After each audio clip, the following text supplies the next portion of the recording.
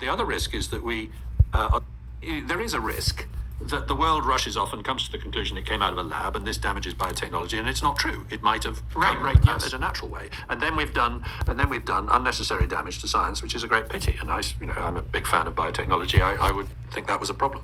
So that is one risk. But the other risk is that we are so worried about doing damage to the reputation of science that we overlook the possibility that this thing did start in the laboratory.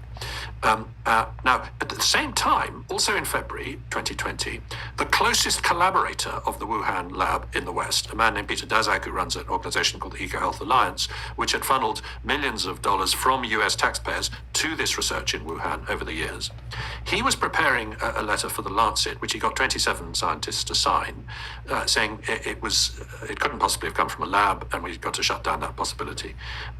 He didn't reveal his role in orchestrating that. He was just one of the signatures.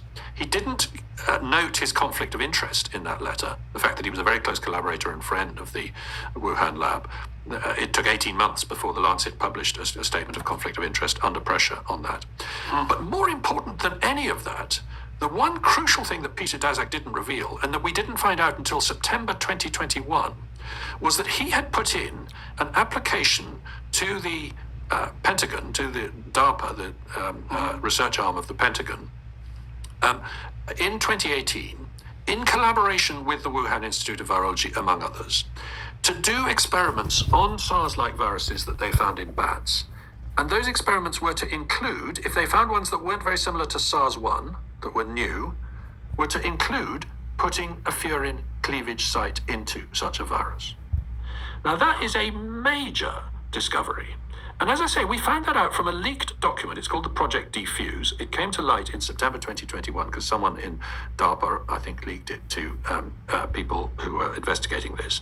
And Peter Daszak hadn't bothered to tell us that he was the lead investigator on exactly this proposal. Now, for me as a citizen of the planet Earth, that's pretty annoying.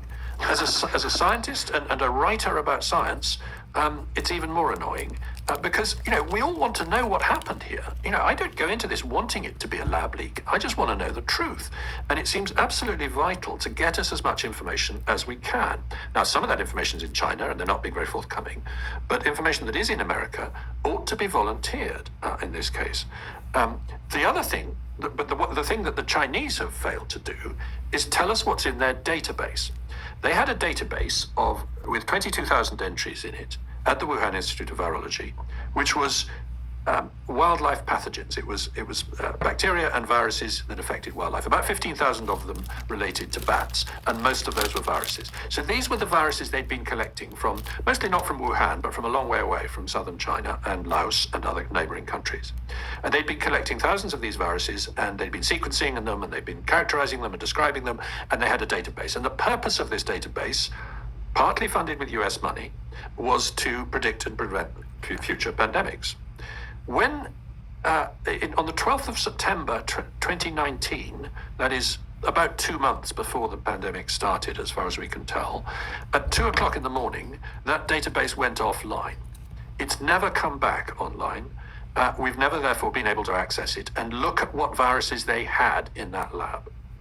Now, when we asked them, why won't you show us that database, which, after all, the purpose of which was to share with the world so that we could predict pandemics, remember? They say, oh, well, people might hack it. Well, that's a meaningless statement. If you're going to share it, you don't need to worry about people hacking it. It's a sort of circular non-argument, if you like. And remember, showing us what's in that database would be the quickest way to exonerate the Wuhan Institute of Virology, because it would show, look, they didn't have a virus resembling SARS-CoV-2 in their database, and so case closed. But they won't show us that document. And that, for me, is a very, very important piece of information. We'll get back to our conversation with Matt Ridley in just 1 minute. First, we wanted to give you a sneak peek at Jordan's new documentary.